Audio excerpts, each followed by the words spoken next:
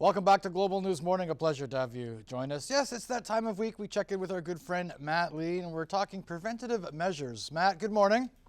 Good morning. How are you? Very well. Good. We've seen a lot of rain this Yeah. week Yeah. and some mild temperatures. Things are going to turn cold again. But it Yeah. reminds us potential water damage, especially Yeah. this time of year when it does turn mild. The ground, for all intents and purposes, is still frozen, and so you're getting water pooling on roads, Yeah. on lawns. That's right. And because we go, in the higher temperature, things start to melt and then it freezes, right? So you've got the potential of damming.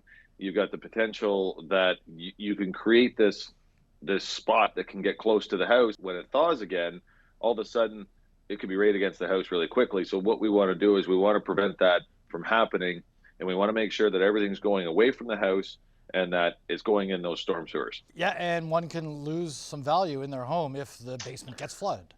Yeah, like if you're looking at listing a house in the next little while and we get this potential rain that, over the next week that they're talking about, that's going to be hit and miss all the way through, um, and it causes damage to your house, there is the potential of losing value because, it could have been a freak accident, but it did cause damage. And we want to make sure that if we can prevent that, let's do it right now. So, You mentioned storm drains. yeah. So you got these storm sewers at the road in front of your house, right? So basically, they've graded all the roads properly so that the water pours out on the road and it's going to go to a storm sewer. Make sure that the closest storm sewer is uncovered and able to take that water, because we have had a fair bit of snow this year, right? And we've got the snow plows coming through. We've got the sidewalk plows coming through, and they're trying to do their best, but we really have to get out there, take a shovel, pick it away to make sure that you have a clear path off your lawn to hit that road and get that water away, because we don't want it pooling close to our own houses. Yeah, chip away at that ice. If it is covered, let that water have a place to go for sure. Yeah, absolutely. So, and then when we get closer to the house, when we have these higher temperatures, it might be a good idea to make sure that those downspouts are clear, and that that you haven't had an ice buildup. Because if all of a sudden you've had an ice buildup over the last little while, and all of a sudden that water's starting to backtrack up, you could get some water damming at the top in the eaves trough that could actually go backwards into the house. So we want to prevent that from happening. We want that to go down the downspout, and we want it flowing away. So we want to make sure that that's all clear. And if you're up there looking, look at the tiles too. That's the other thing. When temperatures start to fluctuate, go up and down, you get this snow that's been built up, and all of a sudden it turns to water a bit, and then it freezes. You could actually get this backtracking buildup underneath a tile, underneath the shingle. So we want to make sure that you're not noticing any of that happening. If you're starting to see ice on the edge of your roof, then you need to get a roof rake. You need to get somebody in there, and you need to pull that down just to make sure that it doesn't actually build up and go into the attic. Not good, no. Yeah, yeah, just preventative stuff. I mean, because of the climate that we're in, and you do this up and down, there's extra things that we need to take care of, and we need to be watching. You look at windows and doors. I mean, we look at this flashing on the outside. You can't really put caulking on the exterior part of your windows right now.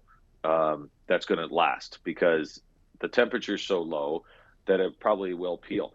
But you might need to just touch it up if there is a place that you think that there's water getting in. You might need to do that, and you might need to cut it out in the summer and redo it so that it looks nice and clean.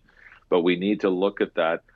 Check your windows, check your doors, make sure there's no drips or anything happening, and it's not coming in and going down the side. Checking the sump pump.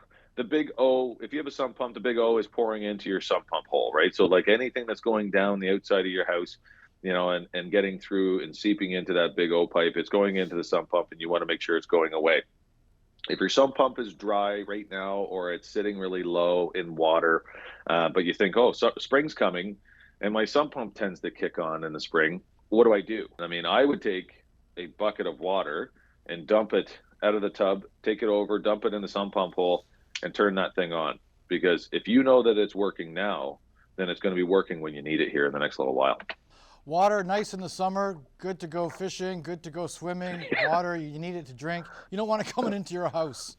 No, you want to keep it out. Yeah, you want to make sure that, and when we get the fluctuating temperatures here causes us to do more work. Like we're going from plus 30 in the summer to minus 30 in the winter.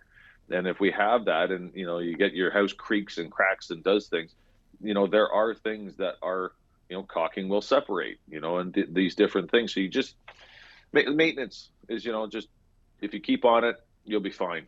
Always great advice and tips. We thank you Great. so much, Matt Lee. You be well and be safe. Take care. We'll talk to you soon. You bet. Bye-bye. Real estate tips brought to you by Matt Lee of Royal LePage.